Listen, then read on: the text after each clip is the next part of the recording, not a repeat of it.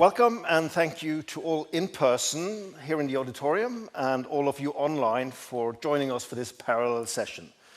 On behalf of the University of Bergen, I would like to thank the Danish presidency of the Council of the EU and the EU Science Research and Innovation for this opportunity to raise awareness for the ocean as part of the global common heritage of humankind. As you can see, we have called the session Transcending Borders, Ocean Science Diplomacy as an Agent of Change, and we'll discuss science diplomacy to benefit the greatest of all the global commons, our one ocean. You may wonder why we have put a question mark at the end of the session title, and we actually didn't, but that question mark somehow, and rather mysteriously, got attached to the title during correspondence leading up to the conference, and suddenly it stuck. And it was as if that question mark was a natural extension of our sense of wonder and trying to create ambivalence and some mystique and to signal the openness and the border-defying nature of the three topics we will address, which are 1, global equity, 2, nature, incorporating the triple crisis of climate change, biodiversity loss, and pollution, and finally, security and sovereignty. And that connection between security and sovereignty is vital, and we'll get back to that.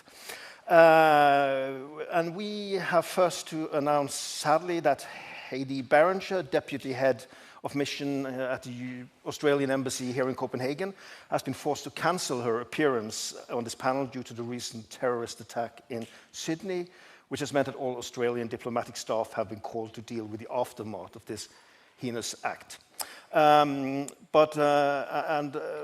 like to start with a question before I go to the next step of introducing the panel we have gathered here. We are at a conference for science diplomacy, and this is a session on the ocean. So it would be interesting to see how many of you, if you can raise your hands, those who feel it, that you are more ocean people than actually science diplomacy people. Who is more an ocean person amongst you? Yeah, I see a couple of familiar faces there, actually, among the ocean people. Okay, well, that's good for us to know for our further discussions. And then I maybe should have a tiny warning that the ocean people love acronyms, and we have our own acronyms. So I already apologize. Please forgive us. We will use acronyms. We'll try to explain them as we go along. We are delighted to have you on board for this voyage, and I'll start with introducing Alice Vadrol, right next to me here. She is a professor for international relations and the environment based at the University of Vienna in Austria. She is also part of the mission board for the EU's Restore Our Oceans and Waters. She received an ERC starting grant for the project Maripol Data, which mapped the biodiversity beyond national jurisdiction, or BB&J agreement. So BB&J is a key acronym. Last year, she received an ERC Consolidator grant for a new project dealing with digital ocean twins and their relevance in international negotiations, twin politics. And finally, as part of the EU project Marco Polo, she is investigating the need for data in biodiversity policy and nature conservation practice. Good to have you with us, Alice. Next to her is Andrei Poljak, who is the Director for Science and Innovation at the relatively new Brazilian National Institute of Ocean Research, or INPO. He has worked on the ocean science policy diplomacy nexus for more than 20 years. He received his PhD at the World Maritime University in Malmö, not too far away from here. And fittingly for this session, his PhD thesis was on ocean science diplomacy. Wao Betancourt, in the middle, works as a research fellow in the Water, Coast and Ocean team at the Stockholm Environment Institute. A physical oceanographer by training, he hails from Portugal, and before arriving in Sweden was a postdoctoral fellow in the innovative program Shaping European Research Leaders for Sustainability, or SEAS, which is in part funded via the EU's Horizon 2020 program. And SEAS has also been endorsed as an official UN Ocean Decade Action. Angelique Poppenou is a lawyer from the Seychelles, specializing in the law of the sea. Her day job is as lead ocean negotiator for the Alliance of Small Island States, or AOSIS. This works include negotiations on the before-mentioned BB&J agreement that also Alice has studied a lot, and plastic pollution, amongst others, of what Angelique has been working on. She previously served as the Chief of Staff to the United Nations Assistant Secretary General for Climate Action and Just Transitions. She has served 2 periods on the advisory board for the UN Ocean Decade, and most recently, she graduated as a PhD from the All Islands and Small States Institute at the University of Malta. Congratulations to you on that, Angelique. Kieran Coleman is a policy officer at the European Commission in the Ocean Unit at DG Research and Innovation. He has been in the Commission for more than 5 years and joined the research and innovation area about 1 year ago, working on the mission Restore Oceans and Waters. For the past 6 months, he is mainly working on the All-Atlantic Ocean Research and Innovation Alliance, AORIA, and as part of the European Ocean Pact, which was launched at the 3rd UN Ocean Conference in June in Nice, he is working on the Ocean Observation Initiative. Thank you all for being here, which leads me to my co-moderator at the very end there, Edvard Widding, Professor of Social Anthropology at the University of Bergen, Norway. He has worked in the Pacific Islands for almost 40 years. His approach to ocean science diplomacy is largely that of a practitioner, not the least during the BB&J negotiations, where he worked on the traditional knowledge aspect for the Pacific Island state of Palau. And I may also add that Edvard got a major grant for the European Consortium for Pacific Studies to the EU's FP7 program, and the outcomes from this helped shape the EU's Pacific policies. And finally, I'm Sverre Ole Drøn. I have a background from the media before transitioning to a job at the University of Bergen. After being part of the university's delegation to the inaugural UN Ocean Conference in June 2017, I became the university's contact point with the UN system, in particular our work on Sustainable Development Goal 14, SDG 14, Life Below Water.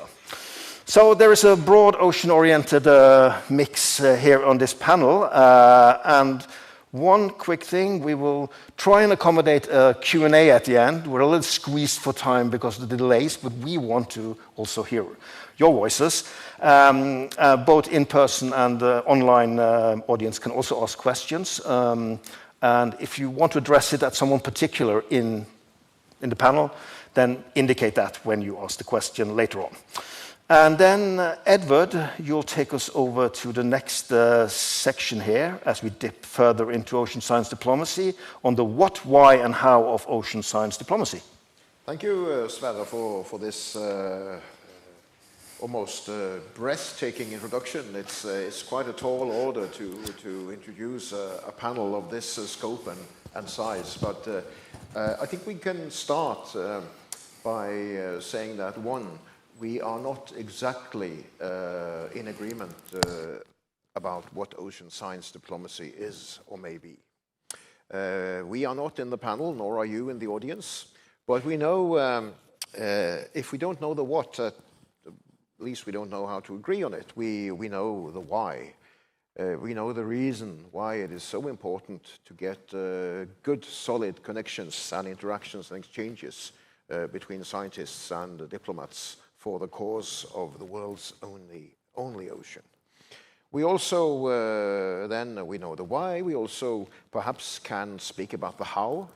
The how would simply be about generating a repertoire of channels for promoting and facilitating the kinds of exchanges that we believe are central to connecting the science of the ocean and the diplomacy of the ocean, because there's only one ocean, right? Even though the S turns up every now and then. I think my own experience from this, as Sverre alluded to, and I'll be quick there, is that of a very kind of everyday practitioner. I'm thinking of perhaps the beehive, which is the floor of the United Nations, where all the states are. And where words are traded, words are filtered, and ultimately there are attempts at getting what is called by delegates for the states at the UN language, that which is presented in statements. Aspects of the language should get into text, which then becomes the kind of draft treaties that everyone is working on. But I'm thinking about this, and my memories, in a sense, from these long-drawn negotiations about biodiversity beyond national jurisdiction becomes then a particularly specific light on what science diplomacy may be, the interaction, the constant exchanges, the constant discussions between, roughly speaking, diplomats and their advisors, some of which are scientists. And in a certain way then we can start from the very elementary level of people speaking to each other, and maybe gain, as we scale up our discussion today, some formations about what ocean science diplomacy is, what it should be, and how it should work. So with that, I think I'll let my co-moderator just continue, and we shall be moving on to another exposition about ocean science diplomacy.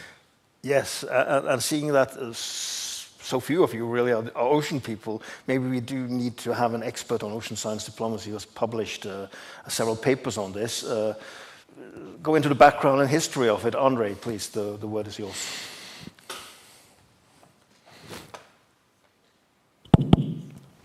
All right, thank you very much. So I'm very pleased to be here. I'm Andre, I'm also from Brazil, and I have studied this thing and practiced this thing for many, many years. One of the most important things, since this audience is not of oceaners, which is great, is that you have to understand that the ocean is just a big water mass in the planet, and it's constantly moving. So science has showed us that a drop of water that comes out of Antarctica takes around a century to reach here, the North Atlantic. But it's always moving. And we also know that the movements follow the moon, so we have the tides. So the ocean is one, and this ocean is alive, and it's very much influencing life as we know it. The only reason why we have life in the planet is actually because of the ocean. But the ocean is also one of the global commons that has very specific and fragmented rules about it.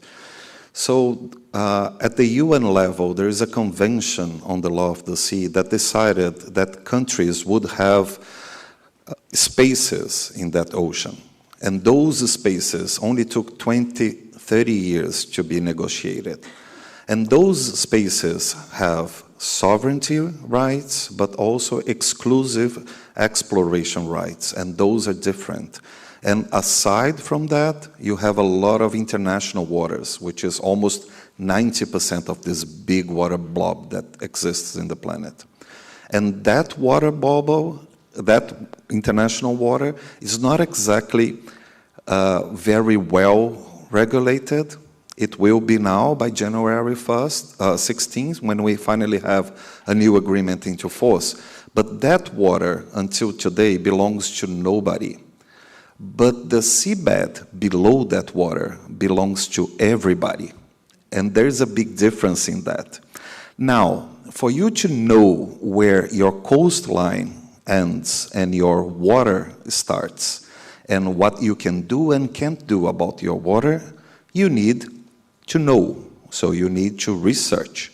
So science is the basis of almost all settlements that we have into the ocean regime. Therefore, the ocean becomes a very strong and powerful player when we discuss ocean science diplomacy. Because now you're not just talking about the ocean that connects us all and that requires a lot of international cooperation for science. That's okay, and that's always going to be there. But now you're speaking about, if I am able to understand the deep sea, then I am able to classify if I can mine or not. And that becomes a power into diplomatic negotiations. And that is part of ocean science diplomacy. On the other hand, since 1982, when the Convention on the Law of the Sea was adopted, we have very good provisions in there, because we figure out as a collective humanity that we needed to understand this ocean as a whole. So we have there yet provisions that try to balance the capacities of the world, of the countries around the world, to study the ocean in front of them so we can understand as a whole that ocean. That is also part of ocean science diplomacy. However, those provisions are the least implemented in the convention. So therefore, we have a higher concentration of research capacities in the global north, but we have a higher vulnerability of the coastal communities in the global south. And we are very much unable to understand vast areas of that majestic water blob that exists in the planet. So ocean science diplomacy in this case is not just the provision of scientific advice for better diplomatic decisions. It's also diplomacy helping those countries by fostering funds and new research and collaboration. So those countries in the global south are equally prepared for what's to come. And the last thing about ocean science diplomacy, which is key to understand, is that diplomacy is pushing science to provide answers in a pace that is not scientific. So scientists are being pushed in the ocean to provide answers about the climate, biodiversity loss, pollution, plastics in our systems, without having the proper funding or the proper time to study that completely. So that also becomes a pressure on the ocean science diplomacy. So taking this all combined, we should look at ocean science diplomacy as a big opportunity for us to secure and protect what provides us life, food, commercial ties, navigation, and even the internet because of the cables that go underwater. So think it through. Thank you. Well, thank you, Andre, for taking us sort of from this European stage that we're onto the global stage, because as Edward stressed here, we have one ocean, it's all one ocean and everything is connected there. And I think what you just said, Andre, really underlined that. And to take us further into this, we'll then get more into the practitioner view of this and maybe have a look at the supply and demand side of ocean science diplomacy. Edward. Yeah, I think perhaps we could start by posing a short question to our EU representative, which is not a difficult question at all, I think, Karen. It's really about what are your expectations, and we can speak to you personally here. You're in here not as a representative of anything larger than yourself necessarily, but I think what are your expectations of what ocean science diplomacy can actually achieve? Thank you. Yeah, so at DG Research and Innovation at the European Commission, we're certainly working very hard, first on ocean policy, and then particularly in this year even, science diplomacy and ocean science diplomacy. So I guess my expectations, based on a lot of the announcements that my colleagues in hierarchy have made this year, are very high of the very positive impact it can have. So just to very briefly, in terms of ocean policy this year, the big event at the United Nations Ocean Conference from a European Commission perspective was the announcements of the EU Ocean Pact. That was announced by President von der Leyen, and we, in the European Commission, which is a very hierarchical organization, you know, when the person at the very top announces something, it's deemed as very important, and it will generate a lot of work for me and my colleagues who are working on this type of thing. But that's very welcome. So it was a very big year for ocean policy from our perspective. But then for ocean, how that fed in, or is feeding into ocean science diplomacy, I was going to briefly talk about mention just 3 actions this year. So one is in the All-Atlantic Ocean space. So there's the All-Atlantic Ocean Research and Innovation Alliance. So that is an alliance between the EU and 12 partners around the Atlantic: Canada, the US, Brazil, Argentina, South Africa, Senegal, Ghana, Cabo Verde, Morocco, the UK, Norway, and Iceland. So it's an alliance, and this year we were particularly busy from a European perspective because we were chairing it this year. Last year Canada was the chair, and next year we're passing it to Brazil. So that's a very active science cooperation alliance, and we certainly always refer to it as a ocean science diplomacy alliance, although I know there's a debate about how you do define that. And then just I'll probably talk about the All-Atlantic Alliance a bit more throughout this panel, so I'll just very briefly mention two other things that I expect will have an impact. One relates to the Black Sea, and one is the Mediterranean. So the European Commission earlier this year in May launched its Black Sea strategy. Now the Black Sea has many issues that don't all relate to the sea itself, or marine issues, so security, energy, etc. But one key pillar of that specifically referred to environmental preparedness and specifically coastal communities. And in that strategy for the Black Sea, we specifically refer to science diplomacy. So I see science diplomacy coming more and more into our official documents. And this strategy that was launched this year is just one in a very long line of things. So my colleague Signe Razzo in the key session earlier referred to step by step. She was asked, why is it taking so long for the EU to have a framework for science diplomacy? And in the Black Sea, for example, back in 2007, we did Black Sea Synergy. Then that led on to a strategic research and innovation agenda.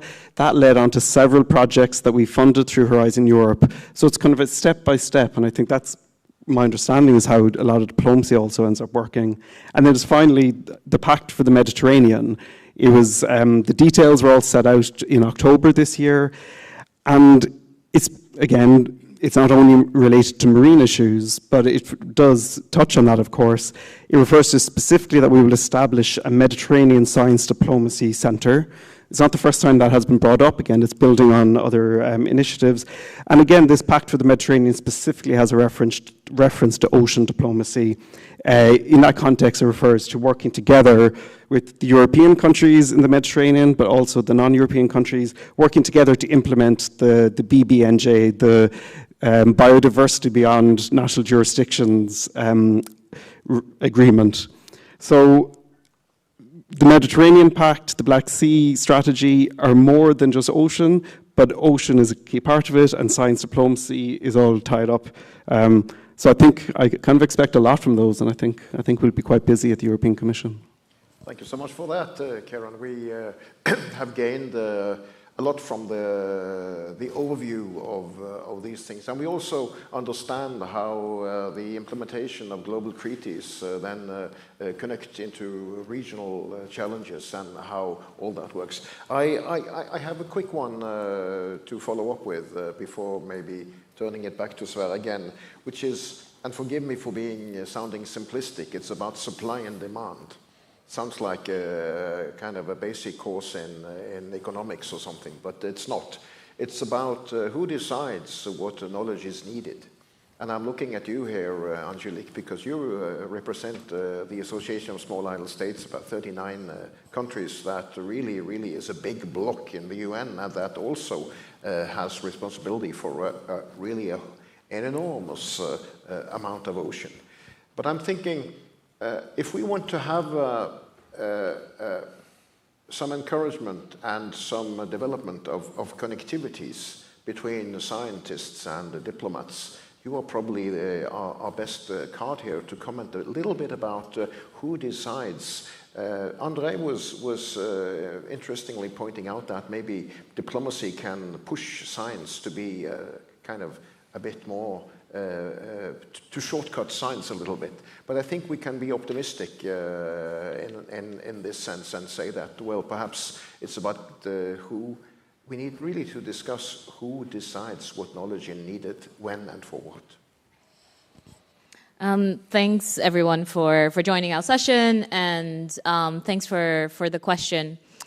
So I'm from the Seychelles, small island developing state in the Indian Ocean, and I work for Palau, which is an even smaller island developing state, as the chair of the Alliance of Small Island States. And to your question around who decides, I think André already hinted at who decides in his exposition around ocean science diplomacy. And I guess the short answer is whoever funds the research decides, right? And I know it's a skeptical answer, but I mean, ultimately, it is those with the resources and power to make such decisions are deciding what kind of research and knowledge is generated. And here, in addition to resources, there's also those with the privilege to engage in knowledge production and generation, right? Because not everyone in the world has the privilege to spend many years engaging in science, whether the opportunity is available, is made available to them or not, and so on. So I think it's both resource and privilege helps with this whole who decides what knowledge and what technology and so on is produced. But then I want to, perhaps I'll narrow in onto our topic about ocean science diplomacy. And here I suspect, the question becomes, is it the scientist or is it the diplomat who gets to decide what knowledge is needed? And I think this sounds a bit egocentric in many ways that I say the diplomat should decide. But I think I won't make it so simplistic. I think one of the things that's a signal for us all is that the world committed to the UN decade for ocean science, the UN decade for on ocean science for sustainable development, and that was a global indication, a global direction that we needed more than just science for science itself, but science to solve problems, to support sustainable development. And that, to my mind, requires not choosing one or the other, but in fact providing sufficient space for policymakers, for governments, for diplomats to be able to say what science is needed to support the work that they do. But now I'll come full circle. The reality of the situation is a diplomat from a small island developing state may know what knowledge they would like. Do they have the resources to get that knowledge generated is a different question.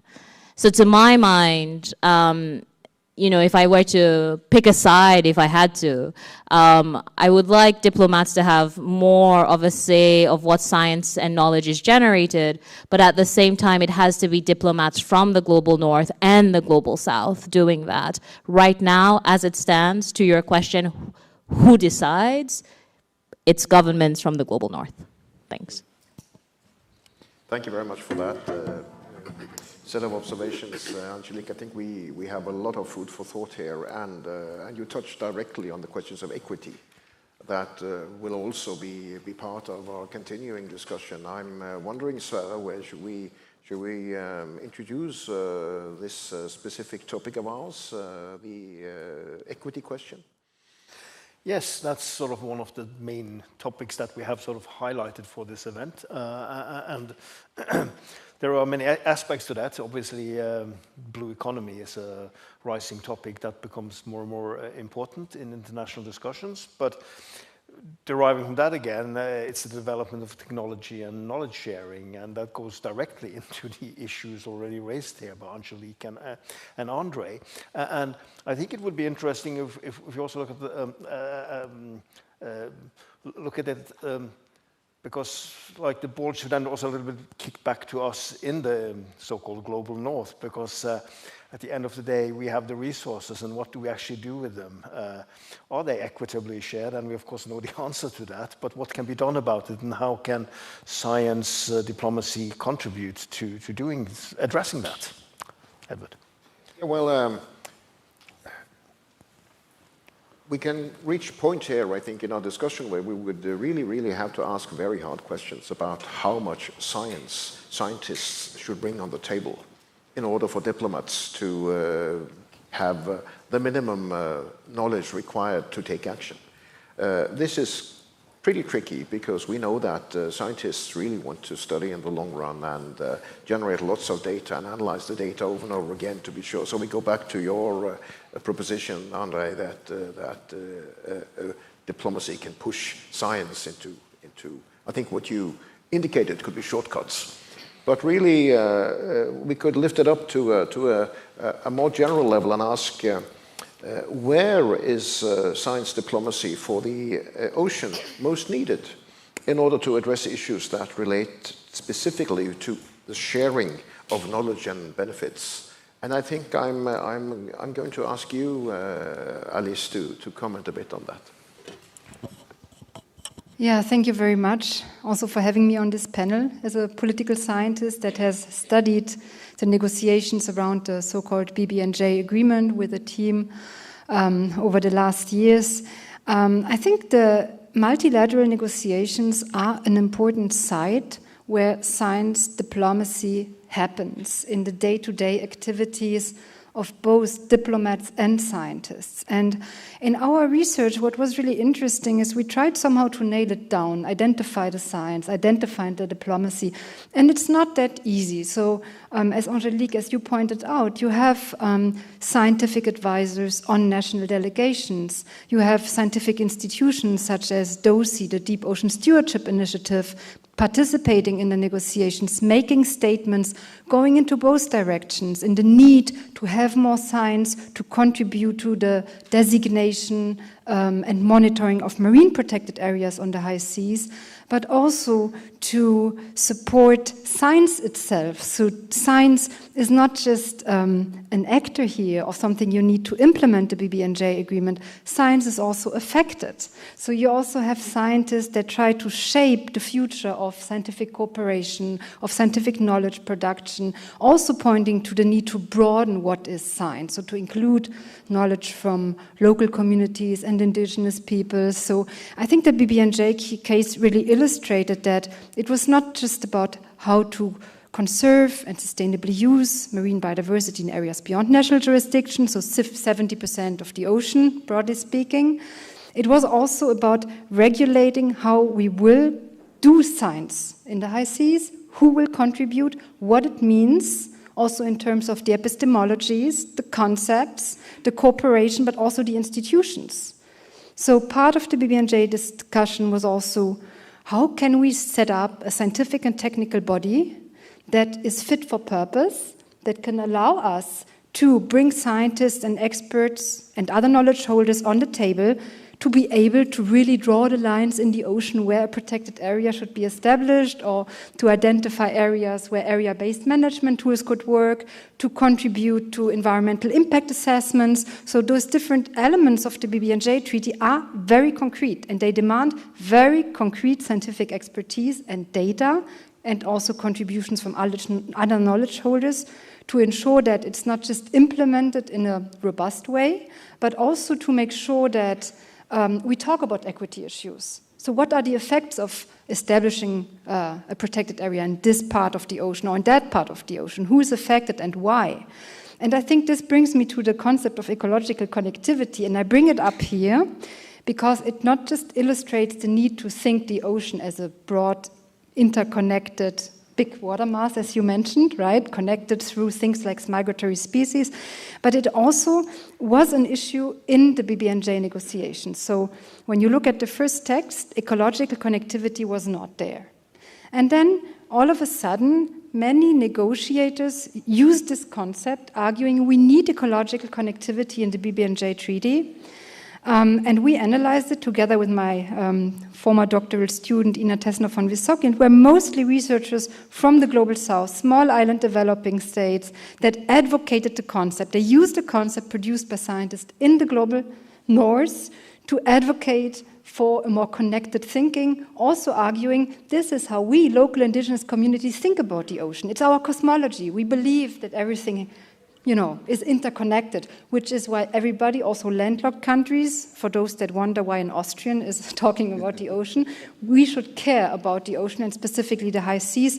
And I see a lot of potential in the BBNJ treaty to develop new innovative practices on how to really live science diplomacy in a multilateral context. Thank you. I wonder, Andre, would you like to add a few words on the concept of benefit sharing? Because that is kind of a catchword that comes up in so many different situations. And again, benefit sharing might sound like a foreign word, but it's not an acronym at least. Yeah, so benefit sharing was something that was developed in other conventions, but then also Brazil included it in its own legislation, and that became a good example, because then whatever you take out of the natural resources need to be shared with all the stakeholders. So we have that in our own legislation for biodiversity, and that was taken upon for the High Seas Treaty or the BBNJ, because even landlocked countries or communities which are unable to access the high seas, and we are speaking about, so you have an idea, $40,000 a day for ship time. So not everybody is actually able to have ships to go to the high seas, collect things, and then make progress in terms of biotechnology or new materials or even new medication. So that research will be constrained to only a few actors in the world, most of which link to the biomedical industry. So there was this concern that we should share the benefit, and the benefit could be on a monetary or non-monetary basis. But again, one of these provisions that we are yet to see how it's going to be implemented, because together with that provision, there's another one, again, on capacity building and the transfer of marine technology. We have been trying to implement that for the past 40, 50 years. It's not there. So if we are able to push these boundaries again, and BBNJ was another try to do that, and now the BBNJ has encompassed, it will have COPs, such as the climate, because that worked. It will have a clearinghouse mechanism, making believe that we will be able to push for new collaboration that actually benefits the people in the ground. So let's see how this will be implemented, because neither the clearinghouse mechanism of the climate convention, neither the transfer of marine technology under the Convention on the Law of the Sea have worked. So let's see if now this is a new hope for us to actually get the science we need for the diplomacy we also need for the future we want. Thank you so much, Andre. My co-moderator, should we say something about blue economy, I wonder? Yes, we can maybe switch over to that, or should we? Or maybe we actually should go to the indigenous knowledge, because I think that builds more naturally. Yeah, maybe on that this. could be something of interest. Yeah. You know, this is close to my heart as well. You know, it's about how can traditional knowledge, and I say traditional knowledge because it's kind of sometimes usually called traditional knowledge at the UN. It's and the whole debate about whether it's indigenous knowledge or traditional, it's a tricky one. But we say indigenous and traditional knowledge, scientific knowledge, and other forms of knowledge. How can these different forms of knowledge be put on an equal footing, so that maybe it can strengthen ocean and science diplomacy globally?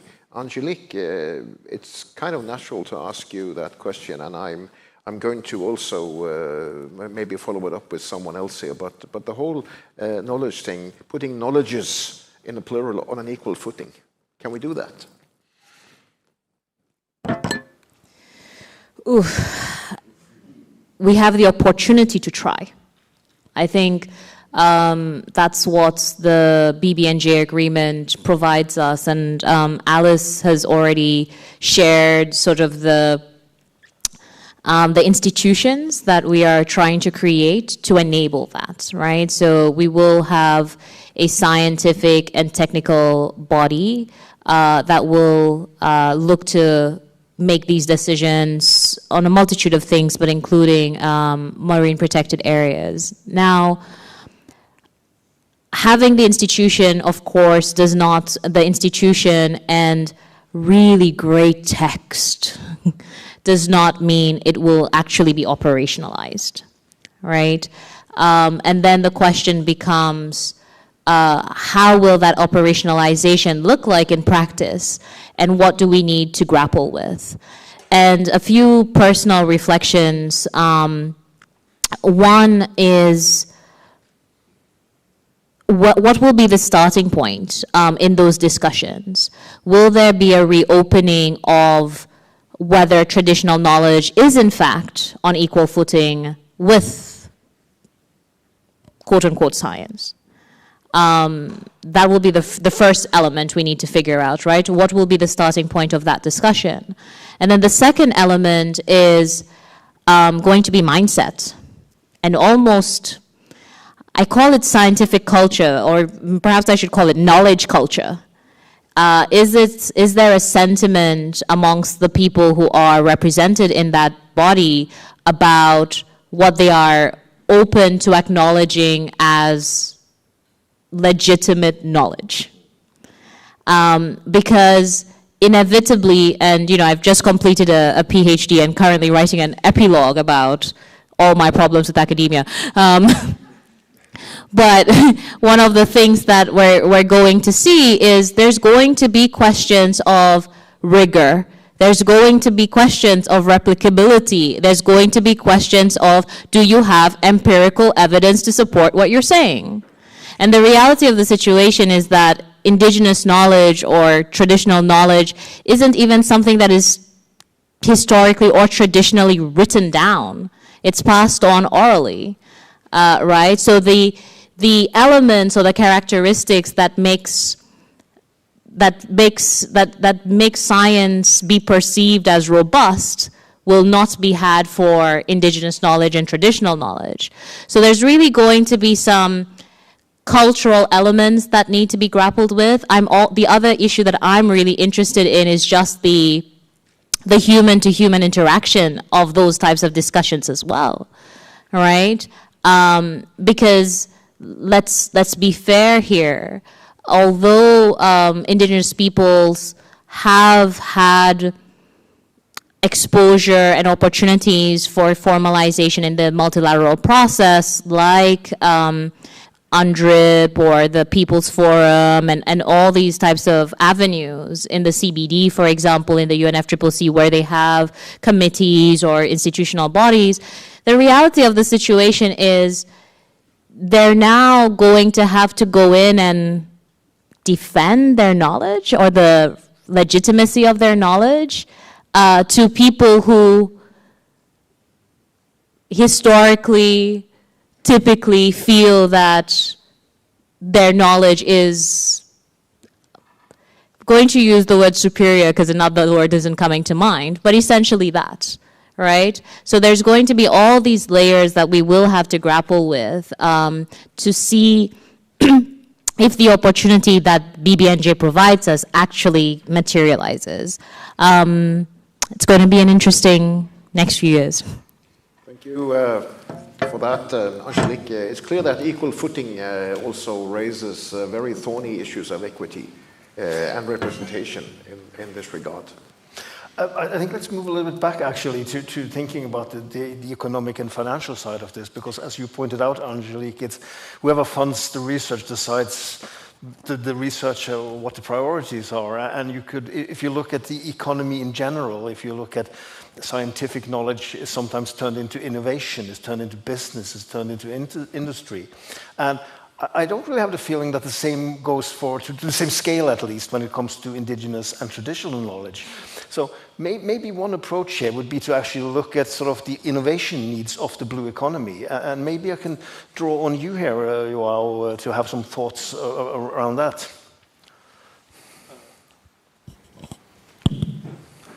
Good afternoon. Thank you for the question. So, of course, I think that to begin with, and I'll start with a personal view, is that, as Andre and other panel members have already mentioned, the ocean is just one. So it's this huge mass of water that moves around and where things move around. But however, the way the ocean has been represented in negotiations, in policy making and in governance is as a fixed territory. And is my personal opinion that that is a cause of inefficiencies in ocean governments and also inequalities. And that is being seen now, especially when we think about the emerging blue economy that is increasingly digital, it is increasingly data-driven, and of course we have to think about what inequalities do these characteristics generate. So countries who don't have access to data and to analytic capacity, they won't be able to participate in value creation, attract investment, or regulate activities by their own volition. So one of the things that I believe is the mission of ocean science diplomacy is to address these inequalities and act where these discrepancies of knowledge are most flagrant.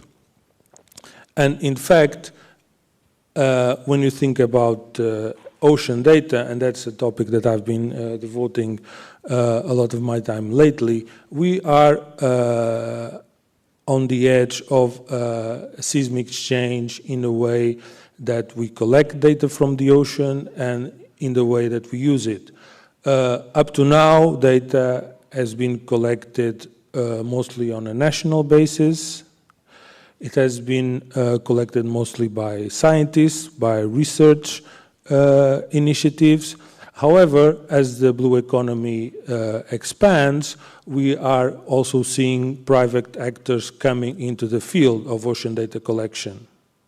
And these private actors, they are moved by the profit motive. So they collect data to monetize it, to make a profit. And so what happens when we have this very large discrepancy between the capacity of some countries to collect data to monetize it against the incapacity of other countries? Especially when now we speak of a global ocean, we also have to speak of a global blue economy. So countries will be collecting data in the territorial waters of other countries or in international waters, but this data will be, let's say, for example, used to build AI models. These AI models will be monetized. They will provide a benefit to those who create them.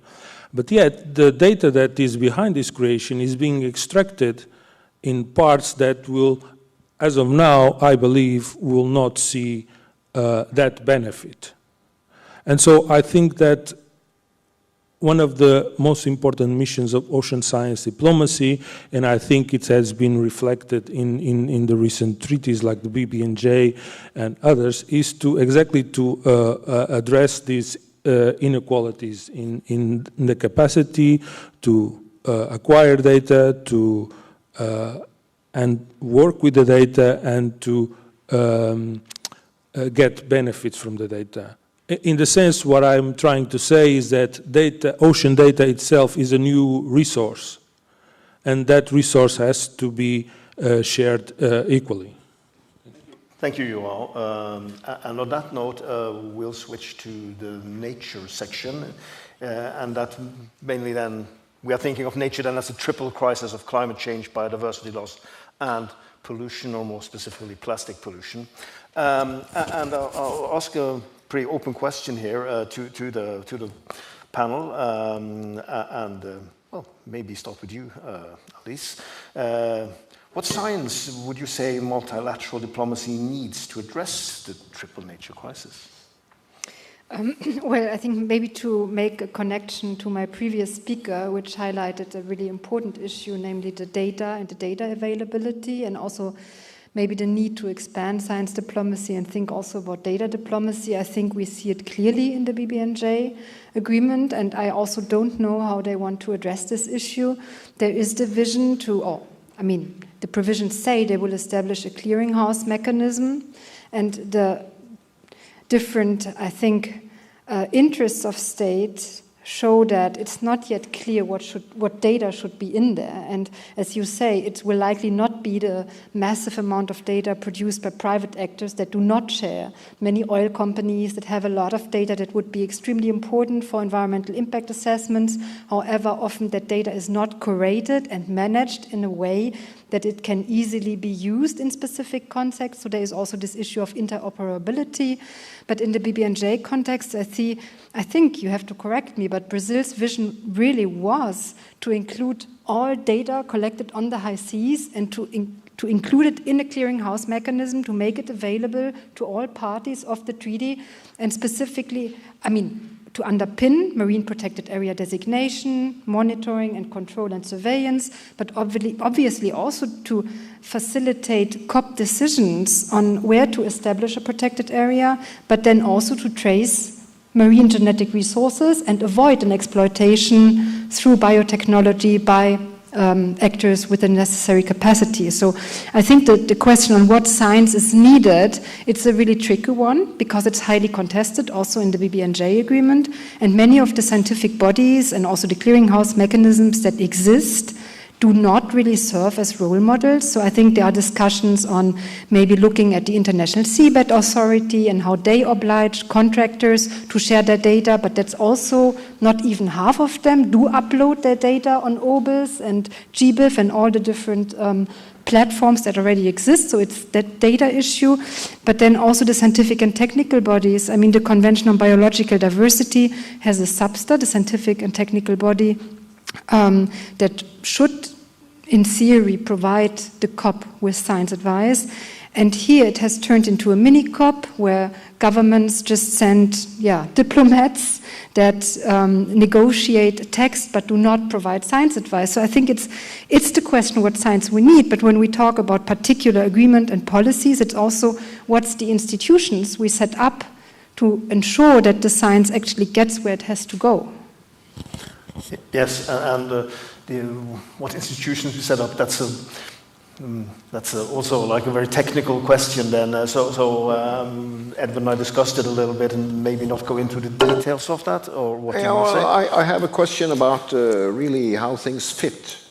And I'm tempted to pose that question to Kieran here, because you have provided us with really, really wonderful detailed material of how the EU as such a large, even its own kind of multilateral system, how it operates to tackle different. So now we have a situation which is defined by standard, the triple planetary crisis of climate change, biodiversity loss, and pollution. Pollution, of course, can be anything, right? But to what extent are these existing frameworks ready to take on board science to accelerate the responses to the triple planetary crisis?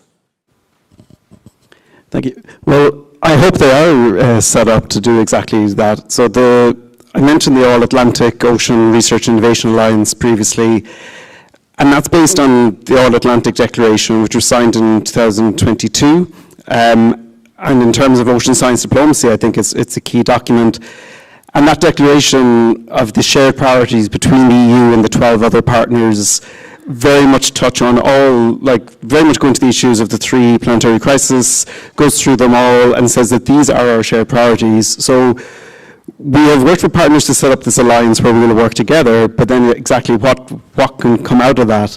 And one of the two areas we've agreed to really focus on is ocean observation, which goes back to the conversations about data. And obviously ocean observation modeling is key for all marine knowledge, and for science you need knowledge and data, and it's key, and that's so again announced as part of the European Ocean Pact. We announced an ocean observation initiative. So I guess we're trying to use the structures we have to go, okay, let's move this on and let's get science that's really needed. In terms of ocean observation, it has for many years very much relied on international cooperation. The ocean is a very big place, different countries play their part and build data sets and feed it all in together. But now the US is disengaging from that, and the US has traditionally covered the expense of a significant number of the infrastructure that's needed to do ocean observation. So, for example, the Argo floats that are in the sea, the US cover a huge proportion of those, and they will soon stop working. The data sets will become incomplete. Historic data sets may become unavailable. So what the European Commission has announced is this ocean observation initiative. We're putting a lot of money into it. DG Research and Innovation, my colleagues there, with our colleagues in DG Maritime and Fisheries, are currently working on it. And as part of it, which is interesting. And for people who are studying ocean science diplomacy, I think this will be one to watch. When President Ursula von der Leyen announced this Ocean Observation Initiative, she specifically said, we're calling on international partners to join us. So it's not just an EU initiative, it's going to be an international initiative. My colleagues are right now in the process of working what exactly that will mean. So I think it is going to be a very interesting test case of how can international ocean science diplomacy work in what is quite a crucial area. Thank you for that. Yes, I think that when you look at the EU, it has many policy-oriented strategies in the ocean, like we just most recently the European Ocean Pact, but like it's been many over the years here. What would be interesting for you, sort of coming like maybe Andre, Angelique, looking at it very much from the outside of the EU. How do you think these works, and how could the EU turn these into something that really provides that type of science diplomacy that we need for the ocean? So let me start, because I'm kind of intrigued by this afternoon sessions on the potential risk of closing down the Open to the World initiative that it was in the EU. We understand that geopolitical tensions are really at the mindset of the population, but this Open to the World initiative was mainly was able to provide a lot of access to infrastructure, and not just in the ocean, but particularly in the ocean. So the European Union has today one of the biggest providers of models for the ocean, that we can understand what this water mass is behaving and how it's impacting climate and climate back.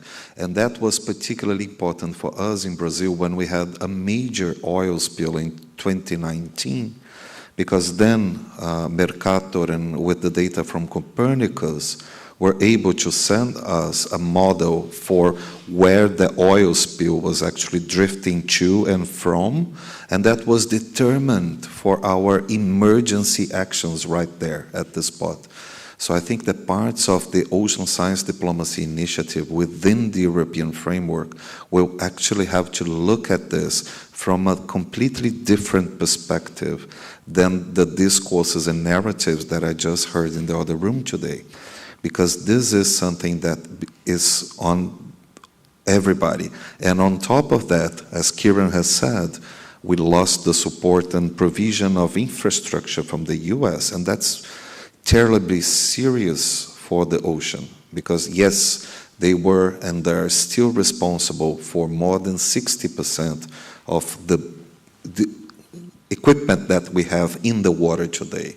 And if they shut it out, and we're going to be having a problem on understanding something that we don't understand at all. So I think that the EU now has the possibility and also a big part of fulfilling this gap, but together with international partners in a very open way, I would say. Angelique, would you?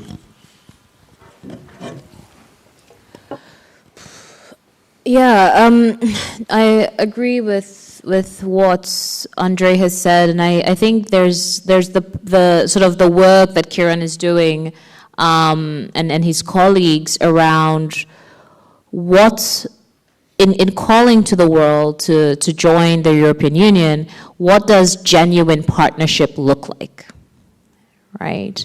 And what does that entail? How do we ensure that there isn't repetition of perhaps questionable past practices, where we're ensuring that this isn't another moment of extraction from international other countries. I think there's also a question of who gets to design what knowledge is, what work is done, what knowledge is generated, and so on. And I think the other piece of the puzzle is also going to be what is going to be the legacy of this initiative, right? will infrastructure, will technology be left in those countries? Or will this be one of those opportunities that we all get very excited about, and it sounds very exciting.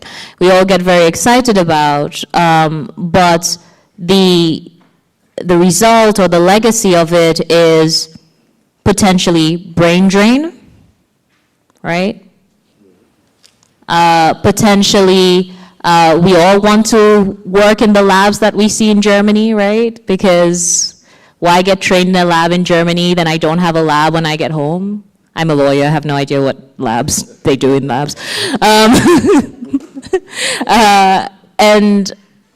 also, is this going to be long-term and embedded? Is this going to make sure that when we build capacity, when we work together, it's going to be on equal footing, it's going to be a genuine partnership? So those are the things that, you know, Kieran, always happy to chat about how the European Union goes about doing these things. But those are going to be the markers of success. And I think when we're all working in our board meetings on KPIs, key performance indicators, one of the markers of success is going to be that genuine partnership and that legacy piece. And sorry to divert us a little bit, but I was in one of the sessions this morning about how such initiatives could be subsequently leveraged as soft power by the European Union, which I thought was another fascinating perspective of how leveraging these scientific collaborations to then become soft power in the diplomatic world. And it's, so the motivations out there are many, and I think being honest and genuine about and open about what it could ultimately lead into, and having difficult discussion from the inception is going to be important, and something we certainly should not shy away from. Thank you. Maybe Kieran, would you like to comment on that quickly? Yeah, no, like, very fair challenge. Certainly we're setting out, and everything I've read says all the right things. But yes, at the moment, so the European Commission does, its priorities have to reflect the time we're in, and at the moment, if not just in ocean science, but across the board, competitiveness comes up all the time, and now also in terms of security and in the research world, dual use, so civilian and defense or military use. So yes, while my pitch for the ocean observation is very much data sharing, all the good stuff, I'm cognizant of a lot of other people in the Commission say we need to focus our resources on European competitiveness and military. So, no, fair challenge, I guess. I hope you're wrong, that it all works out. But no, fair question. Yeah, seeing that you mentioned the word security in here, we could skip over to the third main topic and touch on that before we open up more of a general discussion among the panel and then include you in the audience. I'll ask you, Joao, because now we have all this talk of dual use, military repurposing of science has become something that's endemic in Europe, at least, maybe in the rest of the world as well. What happens to the independence of researchers in such geopolitically challenging times, and what does this mean for science diplomacy for the ocean? I mean, I know it's a wide question, but let's start with you, Joao, and then others can jump in and comment. I think that's a very, very timely and important question. I think we are all aware that the security situation has changed drastically in the last 5 years or less, and it's plainly obvious that the work of scientists is being restricted throughout Europe and probably throughout the Western world. I just noted down some. So research partnerships are being increasingly scrutinized. Dual use concerns are growing. And I think this is a very important aspect, and I'm going back to the data thing, is that the trust in data sources now matters more than ever. And so I think this is another aspect that I would like to highlight about ocean data, is that, yes, we need to share data. Data allows cooperation. It's essential for ocean sustainability, but also in this increasingly difficult security environment, data is becoming a strategic asset with implications for security and sovereignty. And so this brings a whole new set of considerations when you think about data sharing, and obviously that spills over to scientific collaborations, unfortunately. So, but I think that the solution, the base of whatever solution we can find to this problem is trust. Trust in data sources, trust between scientists, trust between institutions. And I think that ocean science diplomacy must also work to enable that trust that is necessary to deal with the new security situation. A good friend of mine in Solomon Islands in the Pacific is a Vice Chancellor of the Solomon Islands National University, Dr. Transform Mangorao. And he is a master of the one-liner, and I remember him saying not long ago, knowledge is sovereignty. And I just want you to think about that and relate it perhaps to something else, which is also a fact of our times, namely how increased private ownership of data will impact on security and sovereignty. Any takers for that? Alice, I'm sure you... Well, you know, I'm more focusing on the environmental aspect, and I actually think we have not talked enough about the environmental concerns that we have in the ocean acidification, pollution, the effects of climate change on the ocean, marine biodiversity loss, and so on and so on. I think the digital twin of the ocean that the European Commission is building, and also the EU mission and also the EU Pact, the first point that's always mentioned is resilience of marine ecosystems, the need to conserve marine ecosystems, and I mean, of course we need to talk about security issues, but I'm a bit worried that we forget the environmental security that is also at stake. Maybe an additional question which I have to pose to Angelique here about sovereignty and security and what not.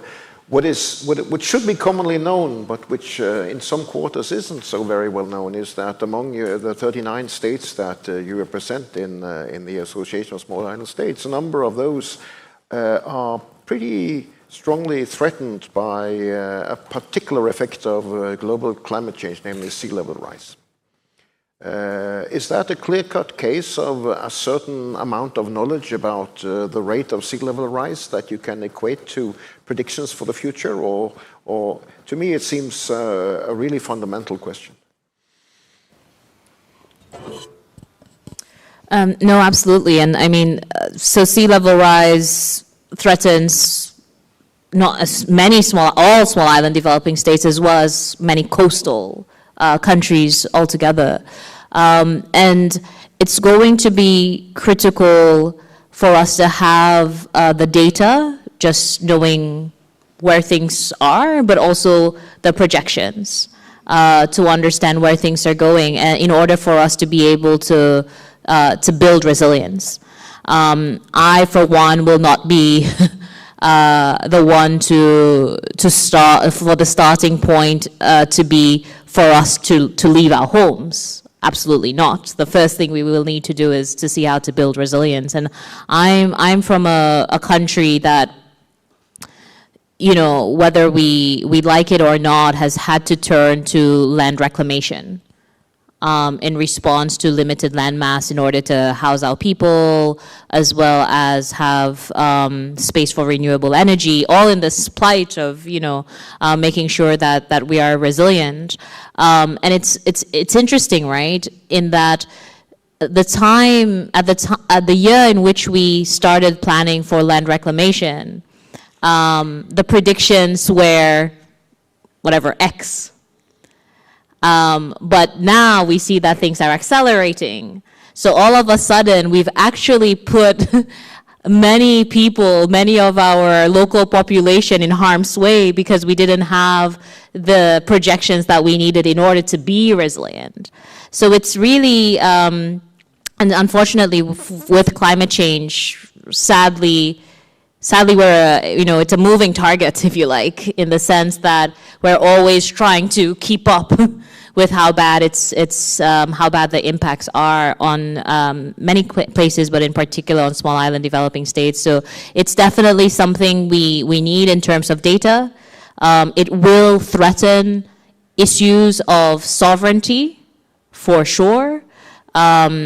And as AOSIS, one of the things that we've maintained as a position is that whatever happens in terms of changes to our land, we will not lose statehood. So I will forever be from the Seychelles. Thank you for that, Angelique. There is a situation there which, in a sense, involves long historical lines. The loss of land through sea level rise and the projected loss of sovereignty, possibly, is something that hasn't been recorded in documented history. Of course, things have happened in previous times, but there is a particularly urgent situation that we are dealing with now, and thank you for pointing that out. Follow up on what you were talking about, Elise, and actually connect a little bit to some of the various projects that you are involved in, and to look a little bit at the dots there that I'd like to connect a little bit, because when you look at digital ocean twins and technology sharing, we've sort of barely touched upon it, but we have mentioned it, and at the same time, how can that be used, in your view, for biodiversity loss policies and for nature conservation? Yeah, so what it was mentioned, the monitoring or the observation initiative by the European Commission. And so there is the idea to create this European Union digital twin of the ocean, so like a virtual replica of the ocean.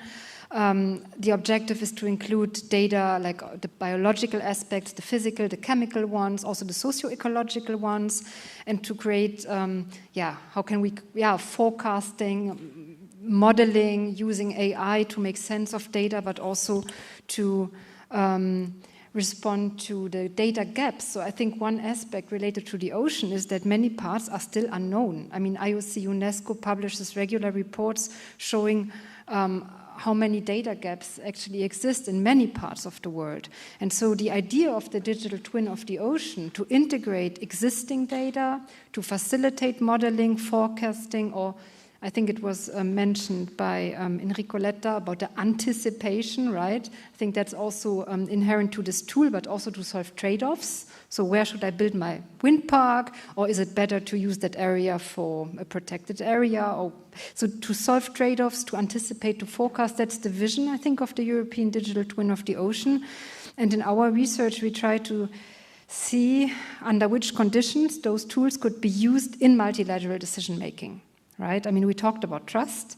Under what conditions could such a digital twin of the ocean be used to facilitate negotiations, particularly, for instance, regarding where should we designate protected areas in the ocean? So to have a tool delivering data to facilitate the discussion between decision makers. And there is the Convention on Biological Diversity. They have engaged in an exercise, the so-called ecologically and biologically significant marine areas, and you had representatives of different regions meeting during a week, working with data, so it was very messy.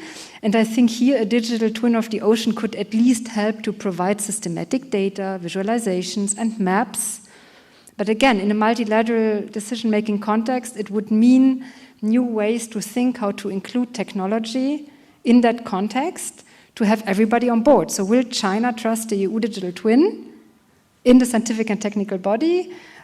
Should there be like, it's a difficult question, because developing such a tool, and I think you know it better than me, is a very costly action involving many different research teams, infrastructures, Mercator Ocean International. So it's a big endeavor to copy that for an international purpose. I think it's extremely difficult, but then how could you use that tool to facilitate decisions? I think it's a fascinating question, but right now we have to fix many issues in multilateralism itself, right? And maybe then comes the question on the technological side. Maybe then you can hand the microphone to the man next to you, Andre, because it would be interesting from your point of view, from the Brazilian point of view here, looking at the European digital twins of the ocean. What do you see as the major obstacles there and also opportunities? So we are getting close to competing with a reception. Oh. I'd like to remind everyone about that, which means short and sweet, very please. Short. But there's something very intriguing, because Alice was really, really right in call attention for the environment. And the Atlantic is a super important basin, because it shifts the cold water from Antarctica that then at the equator turns and brings summer for the global north, or for the north hemisphere. And that water movement is slowing down.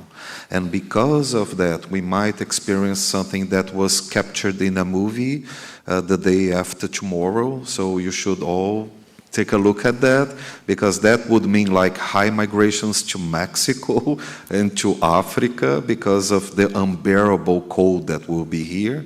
So it's kind of very worrying. So a digital twin of the ocean would actually be able to tell us at which pace that is happening. But the digital twin won't solve everything. We still need the equipments in the water to validate the models that are being produced by the digital twin. So now us at INPO, at my institute in Brazil, we are trying to figure out how to develop a digital twin of the South Atlantic, because as Alice has pointed out, there are two major basins in the world which are least understanding. One is the South Atlantic, the other one is the South Pacific. So both of these basins are terribly non-ensampled. So we should do an effort to understand how those things are happening, so we can actually secure and sea level rise and ocean acidification and pollution from stopping. Thank you, Andre. Well, we started 20 minutes late, not because of us, but because of other happenings. So we sort of actually reached the end of the program time. However, I did promise that we would take a couple of questions, and then we wrap up with Edward. So if there's anyone here, I don't have any questions coming up on Slido, but okay. I thought the questions already, I thought somebody maybe would have put something on online. Then we'll very quickly just do the questions from the floor. Please be very brief and just ask a question and maybe direct it to someone if you have a question. Anyone? Okay. Well, yeah, okay. Gary, please. And then just a very brief question, please. Thanks. Really great discussions. Fantastic. Super quick. Really great discussions. Really inspiring. A lot more questions after the session than before, but we talked a lot about the science. As a scientist myself, I'm really curious about the diplomacy. So maybe moving away from the B&J, do you have any tips or recommendations into other multilateral agreements, the Global Plastics Treaty or the deep sea mining? What are the kind of best practices or things that we can apply? I know the benefit sharing is a nice thing I wasn't familiar with, but what kind of practices in the diplomacy can we utilize going forward into others? BB&J is a good example, but others are at more risk, I think. Thank you. Okay, any one of you? We have one microphone here that we can use. Okay, then Andre, quick example. I have the best example. We have quick time for the two ladies there as well. I'll give very quickly. It's the ozone layer. We were able to do something about that, so we are capable of doing something. Thank you. And then you, would you please just state who you are? I forgot to say that about Gary Katz from CIMAR there. And you are? I'm Daniela Palmberg from UNESCO. And I just wanted to quickly follow up on some of the points that Angelique made really articulately about indigenous knowledge and traditional knowledge and the role that it plays. I'd be curious to hear about the other side, the European speakers. Do you feel like there is a readiness to receive that on an equal basis and to genuinely internalize that there's an alternative way of knowing that is necessary for taking on these challenges related to the ocean and maybe more broadly, especially given this narrative of stewardship that is already quite mainstreamed, and yeah, the depth and readiness of accepting that. Thanks. Thank you. That's a nice question. Any of our Europeans here who wants to say something? Maybe Kieran. I can quickly, and then so I think the IPBES, so the Intergovernmental Platform on Biodiversity and Ecosystem Services, they have really shown that they at least think creatively and innovatively about this. So the transformative change assessment draws a lot on knowledge and concepts from indigenous people and local communities. And I think its success maybe also influenced discussions in BBNJ because there was something to draw on. I also think that the concepts of the rights of nature and so on, those are things that we discuss in Europe, I would say. At least we should. In the academic circles we do. I don't know if in the Commission you have... Oh yeah, that was you. Yeah, you afterwards. Yeah, very. No, wait, just quickly, Kieran. Yeah. So certainly, we very much say that we are prepared and want to take on board that knowledge. One example is we're currently reviewing the EU's Arctic strategy. And again, the Arctic doesn't only relate to the ocean, and in that very much we keep the drafts I've seen. We very much emphasise indigenous knowledge. So. We certainly say that in all the official documents, and I really hope it is the case that across the board we're ready to take it on. So call to action for you, Kieran, is to take this on board and take it with you to the EU Commission. We get back. Okay, thank you. Just quickly state who you are and then a question. Maria Arkin from the ISC and UKCH. My question is to Andre. Thank you so much for that wonderful overview you did on ocean governance at the beginning of your first intervention for us non-experts. And my question is, at what point, if you know, at what point in an oceanographer career do they get exposed to ocean politics, ocean governance, and how do you, is this at the uni level, the education level, or at a later stage in their career, and how do they navigate both worlds, the scientific and the diplomatic fields? Thank you very much. I have a very short answer to that. They are forged by the fires of hell. They are not exposed to anything or trained, but it really depends on where you're going to school and where you're born in, because in global south countries, usually scientists are much closer to the decision-making process because they are needed, and many times even them become negotiators at a round table, right? Because there isn't enough diplomats in the room, whereas usually countries in the global north, they do a synthesis report and they never participate in the process, or they don't even join the delegation. When they do, they become like in the back, and usually they don't interact with the diplomats, so they don't quite understand. So it's a tricky question, but the answer is that they are all forged by the fires of hell. Thank you, Andre. We've now used 80 minutes actually since we started. Yeah. So, but we'll then wrap up, please, Edward. And we started a bit late, so we can afford to steal a few minutes of the reception, can't we? It is about time to round it off here, and I just want to thank the panelists in advance for having kept such a wonderful fire going. From all your different perspectives of expertise. I have a final question, which I have to confess is kind of adapted from the UN Decade for Ocean Science. It's kind of a slogan, and it's the kind of question that will demand each and every one of you to just use no more than 2 or 3 sentences. It's about what would be the ocean the ocean science diplomacy we need for the ocean that we want. We run like that. Yeah. quick round. I'd say just one based on trust that sticks to the science.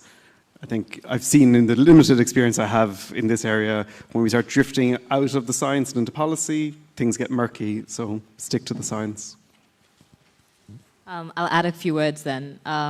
Trust, integrity, but let's not forget equity. I think it's unhelpful for us to have this dichotomy between science versus equity. I think we need to find a way of bridging that and showing how science also takes into consideration or works together, is seen together with equity.